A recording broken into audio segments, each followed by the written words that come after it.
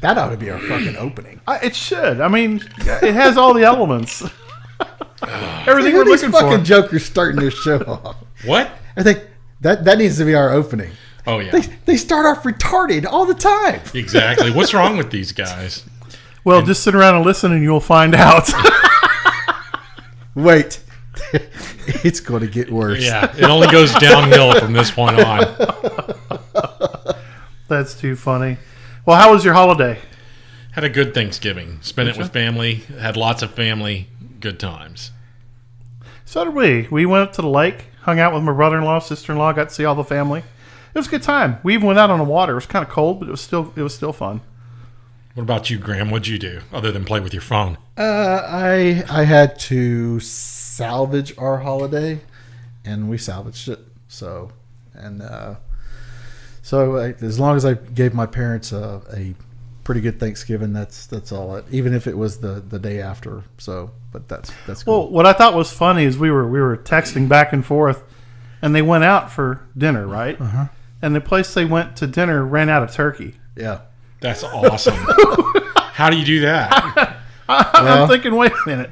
You wait till late in the day to go to eat Thanksgiving dinner. That'll do it. Still, though, you would think that you would have like leftover turkey for the next day. Well, okay, so what was going on is they didn't have turkey to serve while we were there. Oh. They were working on more turkey while we were eating ham. Okay, so that's not as bad. Yeah, no. Yeah. So I was like, that's okay. You're working on it. You just didn't anticipate the crowd. She's like, yeah. It's not so bad. I had this whole Christmas story theme going in my mind. You know, the end of the Christmas story, right? Where they go to the Chinese restaurant and all they got's the duck, and then they lop the head off the duck. That was the mental image I had of where the story was that going. would be funny. Now, if you went down the road, that's probably what they would have got. But now, the first place we went to was freaking Luby's. Oh my God. Was it packed? Their line. So my dad always parks on the opposite side of where you normally would enter into the main Luby's door entrance. Uh-huh. So, it drives me nuts because he wants to park somewhere else. So we come strolling in, and he thinks that he's going to take a shortcut. Only as we get in, we see the line. And I start telling him, I was like, hey, that's not the end of the line. We need to actually start heading towards the door. As we get to the door, we see that the line goes out the door. Oh. And actually, the line ends up where I wanted him to park in the beginning. So I was like, we're not staying. I'm not staying for this because I won't be able to stand long enough for this fucking line. So I was like, we're leaving. So I'm on my phone. What that tells me is that there were a lot of crashed Thanksgivings. Yeah. Apparently, if you've got lines like that at Luby's, you know what I mean? I think a lot of people just don't want to cook. They don't have the time, or they just don't have the skill, or whatever it is. Okay, so I'm actually going to put this out now. Mm-hmm. So Ken knows about this. This is the Thanksgiving thing that I'm thinking about hosting at the house next year. Oh, yeah. So the Grandma Palooza. Yeah. The Turkey Palooza. I was fucking pissed because of how our Thanksgiving plans kind of fell through. So I had this idea, so I ran it by Ken. I said, basically the concept was this is, hey, you know what? Because family for my mom and dad that's kind of a big deal. Or more importantly, I guess, having people around that want to be there. Okay. So yeah, this is a fucking story. So fuck y'all guys, you're gonna listen. So chiming right along here. I'm just covering that just in case. Okay. Yeah. No. He's letting us know he's gonna go a while. So I'm telling you, fuck you we'll now. Go get coffee. Yeah. There you go. So anyway, we'll bring you back like a latte or something. Okay. No, come on, tell the story. I want to hear this. So here's basically the concept. So next year I'm actually contemplating hosting Thanksgiving at my house. Okay. And it's the concept I was using is basically no one gets left behind, so to speak. So if you don't have a place to go on fucking Thanksgiving, my door is open. As I'm gonna probably fry up 2 or 3 turkeys. Okay. Maybe roast a regular, traditional turkey, I'll have my home brew and if you want to bring a fucking covered dish. I was gonna say, let's do. We're gonna do this. Do it right. Bring a dish. If you want, bring some alcohol, because there's gonna be a drinking game at some point. Well, but the thing is this is more about somebody having a Thanksgiving than having fun. Is giving someplace to go. This is me being altruistic here. Okay. So if you want to bring a dish, great. If you don't, that's fine too. Partake in the food and the spread that I've provided.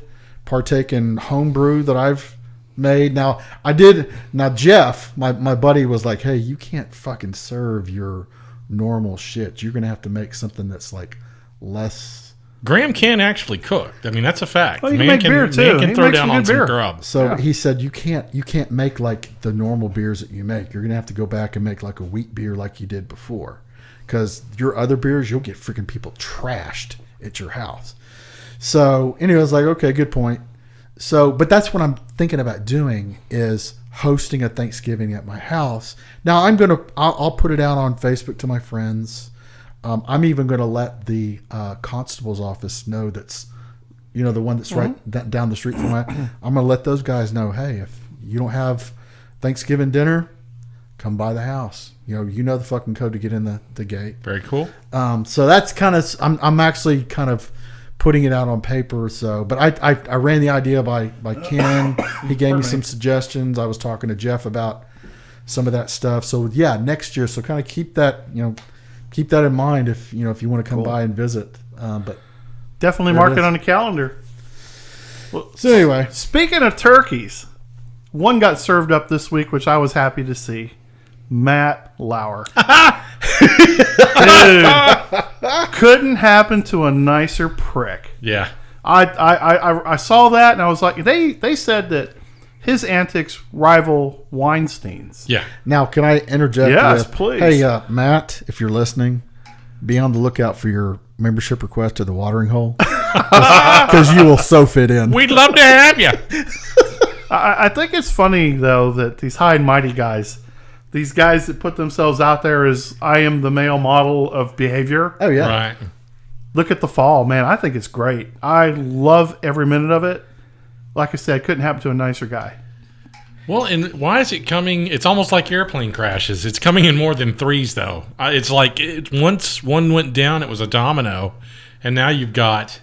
It's like they're crawling out of the woodworks with these harassment cases. Well, it is ironic, isn't it? It's funny that now the true definition of sexual harassment is now coming to light. Right. Oh, you mean that I can't pinch them on the butt right. like I was doing before?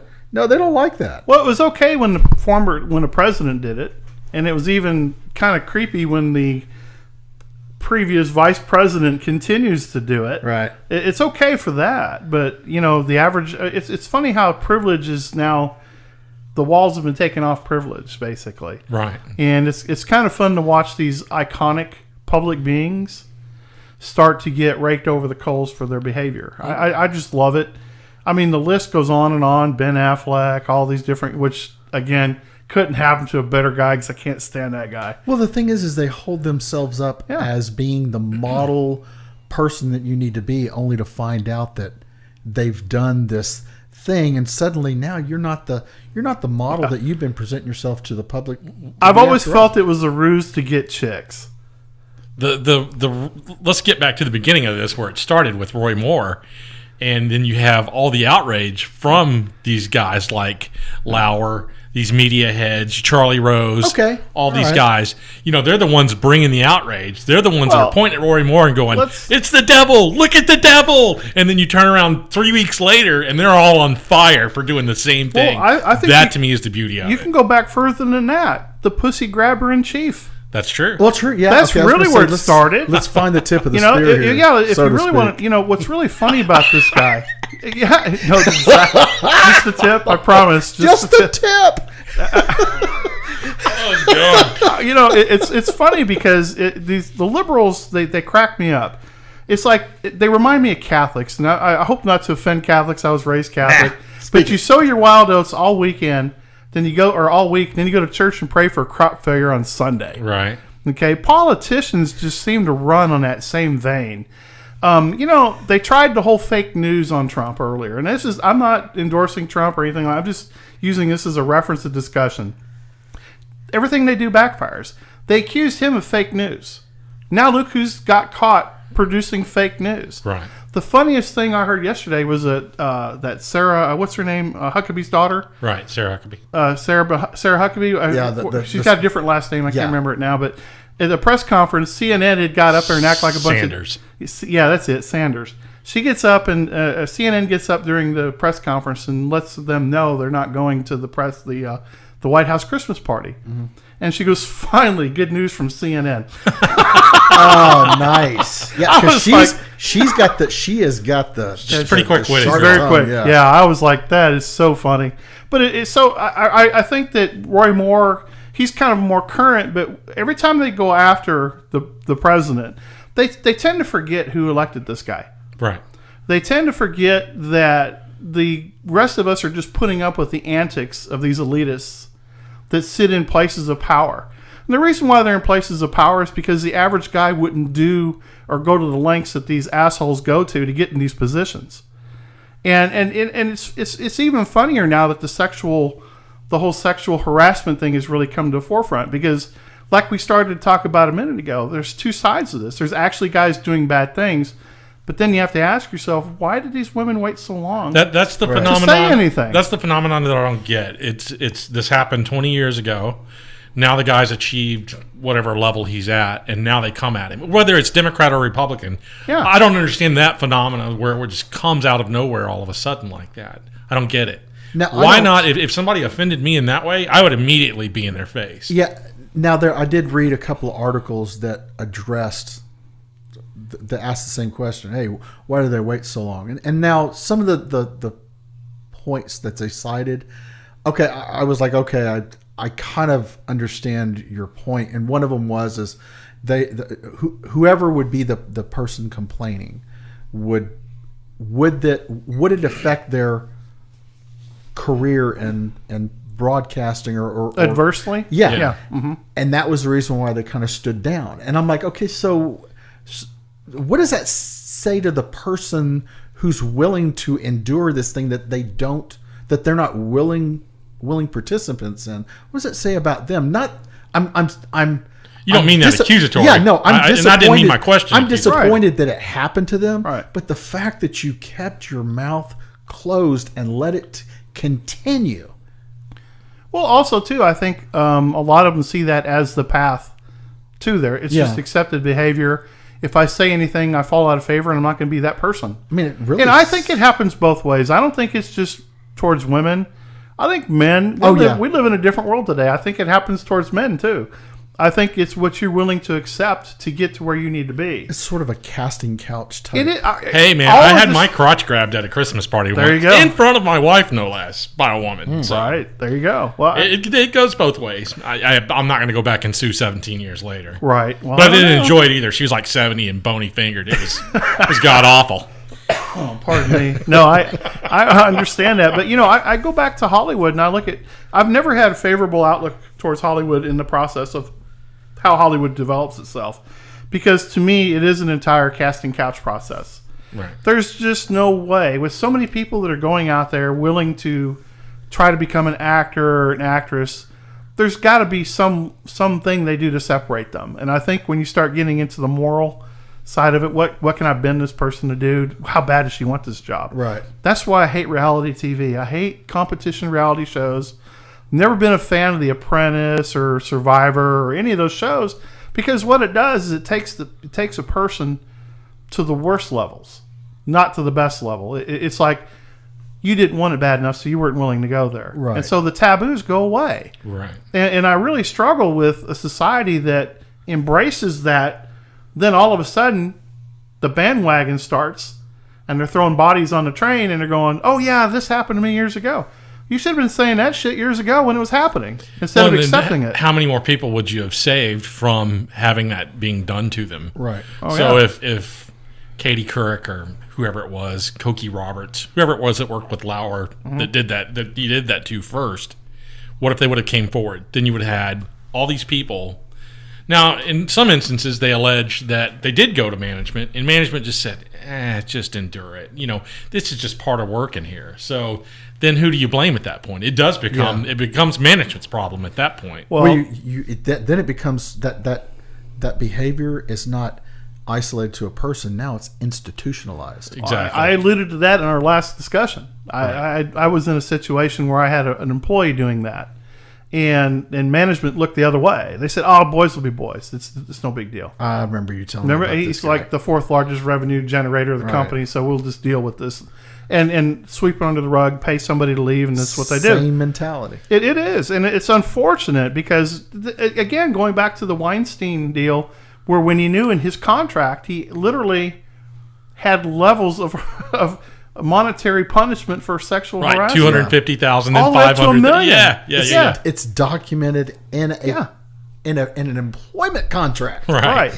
So he is going to harass somebody. Hey, Harvey, up high. Up high. Here's the scale. Well, so do you have to ask yourself then? So are we really punishing the person that did it? Because he's actually doing what was he unable to do. Well, that's kind of he was given a green light basically through a contract to do this. And that somebody who's guilty of that behavior is kind of a lost cause. Yeah. So I'm going to get kind of conspiratorial here for a moment. And this is just pure speculation, but I think y'all will enjoy this.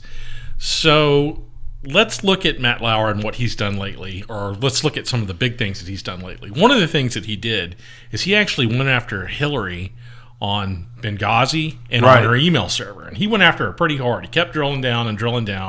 And you could, if you watch the interview, you can see Hillary getting more and more angry by the moment. Her people kind of got pissed off at him. They did. So this is a very well documented incident that happened in one of Matt Lauer's interviews with her. Sure. Could this be a political payback for no doubt. Matt Lauer? Because why wouldn't this, like you said, why if you've known about this, why all of a sudden now is NBC? No, I would agree. Shame on you, Matt Lauer. I don't think that's conspiracy. I think that's foundation for discovery there. Because Roy Moore's the same thing. Yeah, they found that 4 of those women that came out against him were actually staffers or related to some kind of Clinton campaign somewhere. Right. And so no, I don't think it's out there, but I thought about that. I heard him. They showed an interview, or they showed him interviewing her on TV, and that's what made me think about that. And I was like, that's something political hit piece. How about powerful white males, just in general? Let's go to the next level.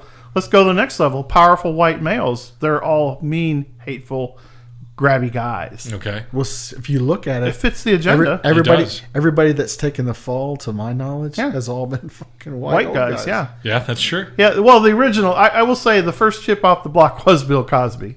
That's true. he was one of the big. Well, that and the president Clinton. I mean, there you go. Well, that's true. Even Clinton, but JFK would be the father of all of them. That's apparently. True.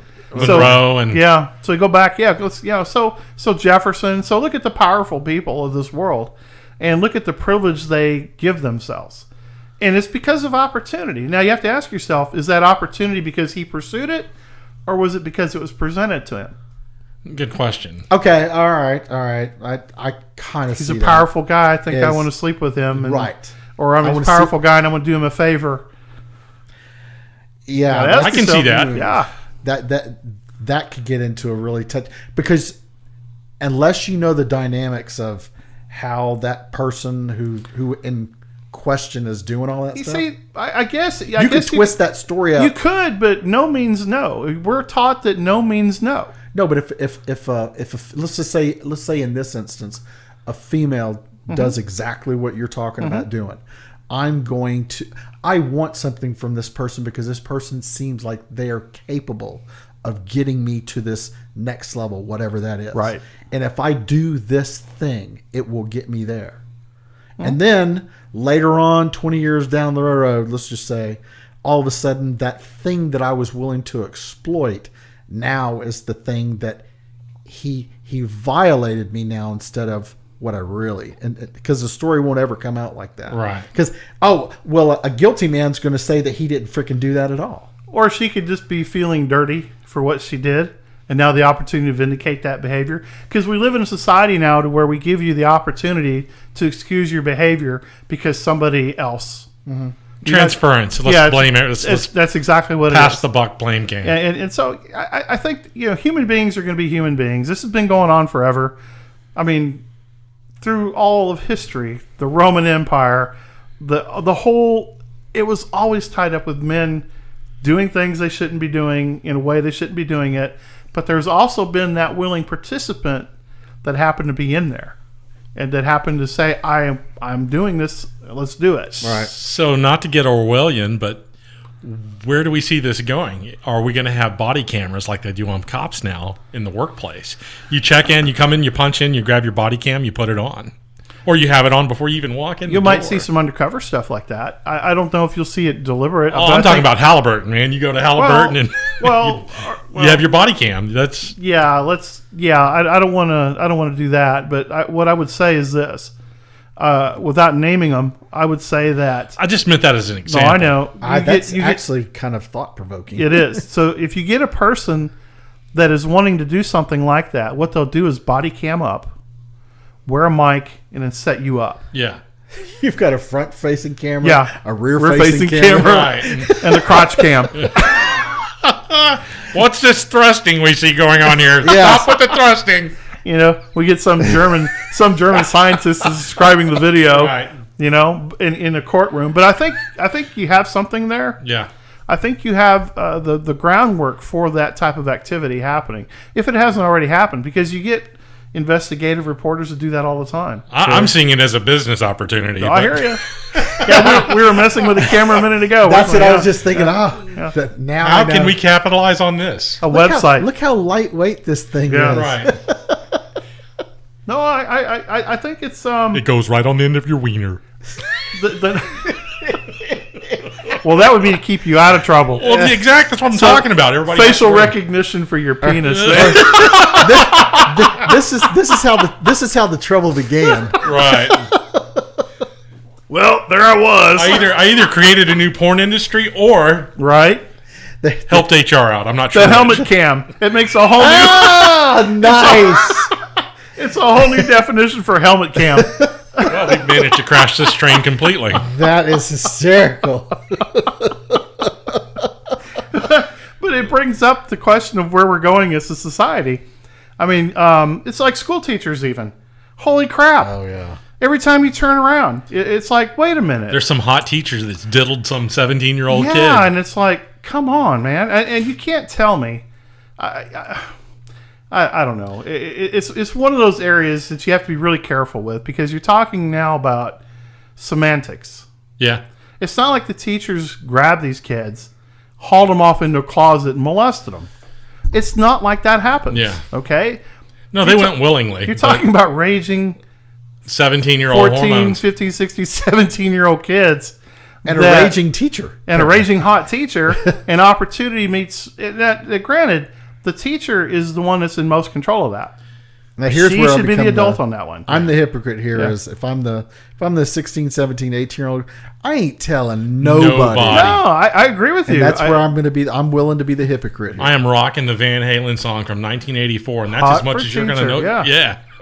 No, it's that's as much as you'll know. So it kind of asks yourself, because it kind of lends itself to the bigger picture, like what we're talking about with powerful people. You're talking about a person that's basically an authority over a bunch of kids. This is kind of attractive. Opportunity presents itself. What teenage boy is not going to do that? Right. I mean, honestly. So you have to ask yourself, what male, when a woman offers herself or offers the opportunity to be courted, flirted with, whatever it is, you give the guy... I heard a great saying, says, hey, man, when you get mad at me, I'm the gas, you're the brake. Right. It's so... That's how a lot of people look at that. Now, I personally stay away from those situations. I've managed females in organizations, and I've never had a one-on-one session with any of them. I've always had a second or a third party sitting in a room during that whole discussion, and it could be of the same gender. As long as I was, as long as I wasn't in an opportunity, because when you're doing corrective discipline on somebody. When I know it doesn't sound right. Sorry, my mind went somewhere Sam else. just went to the mistress of the dark part of the conversation. But when you're having like disciplinary or kind of corrective action conversation, there he goes again. Yeah, you have to. Let him get this out, Graham. I'm going to have to get out like Google Translate just to get around Graham here. So, you are, as a manager, you're put in a position now to where you have to be very careful because this person will now make an allegation, founded or unfounded, right? And it's up to you to defend it. But here's the problem. In this day and age, you don't get the chance to defend it. You're gone. Because they just the thought of improprietary activity on your part, right?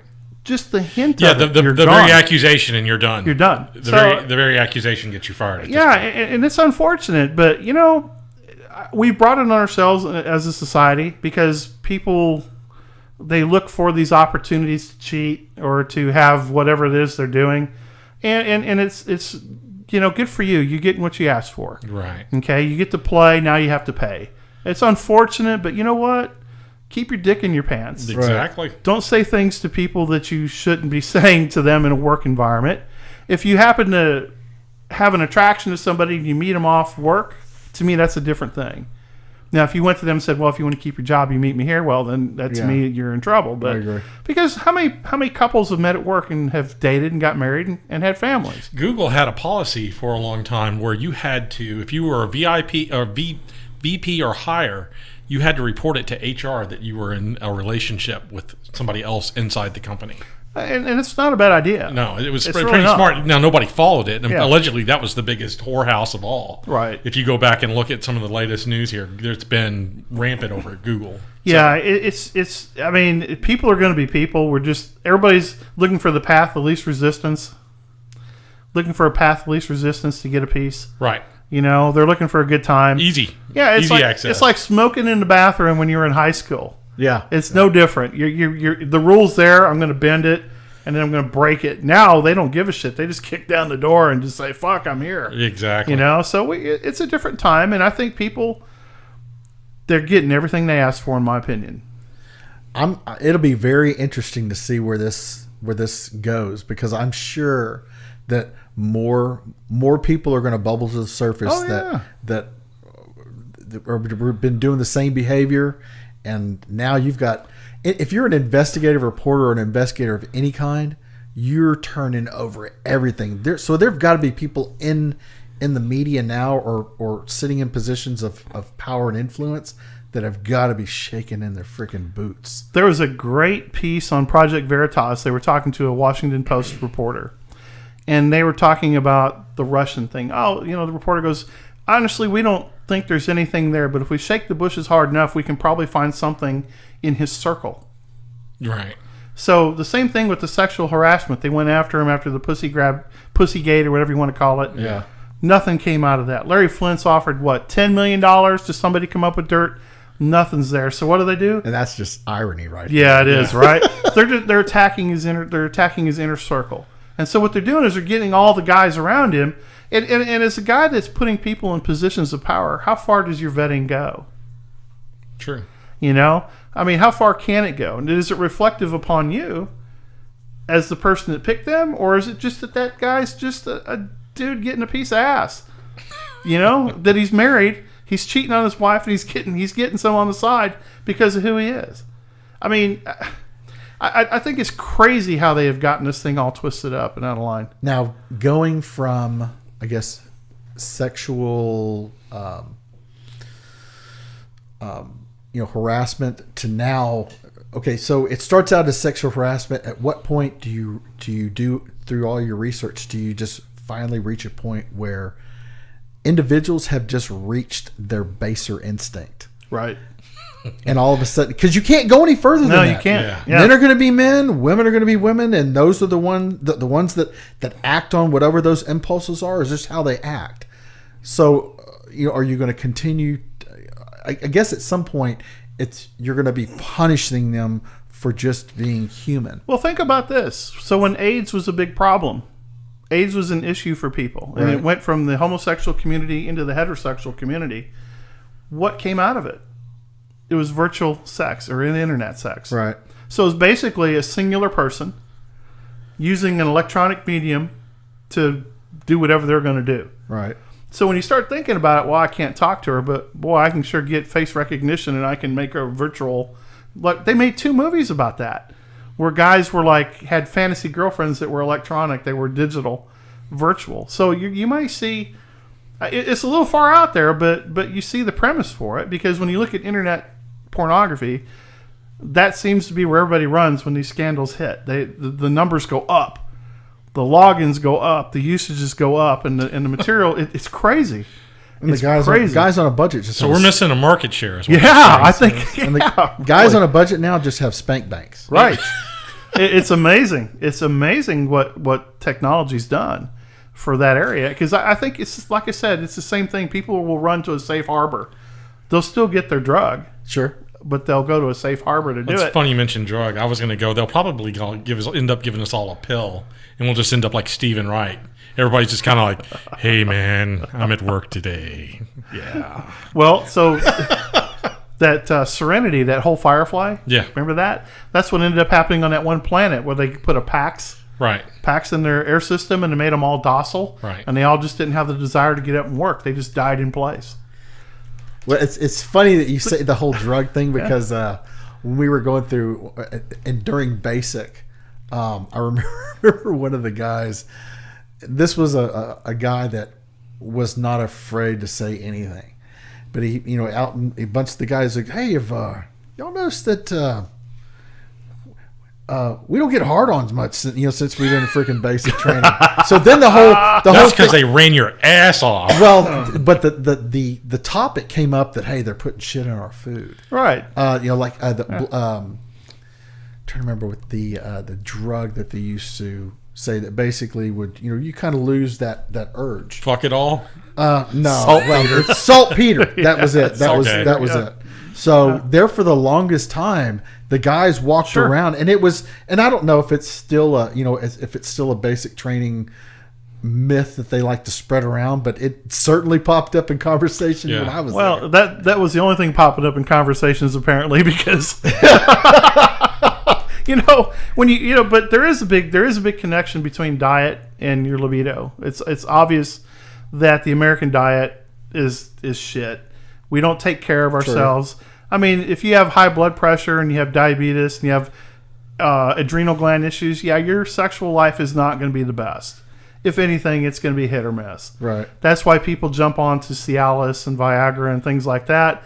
And then the guys that aren't equipped for that die of a fucking heart attack. So basically, eat healthy and eat healthy, stay in shape, and harass people. Eat your vegetables and pinch some ass. So if you're going to go on an office binge, start working out, bitch. Work out and eat some broccoli. Or the assumption now is the person who sexually harasses people, that's a healthy motherfucker right there. Yeah, he's going to live to be 90. Yeah, he'll outlive all of us. By the way, you're fired. That's all for today's podcast. Thanks for listening to The Cooler.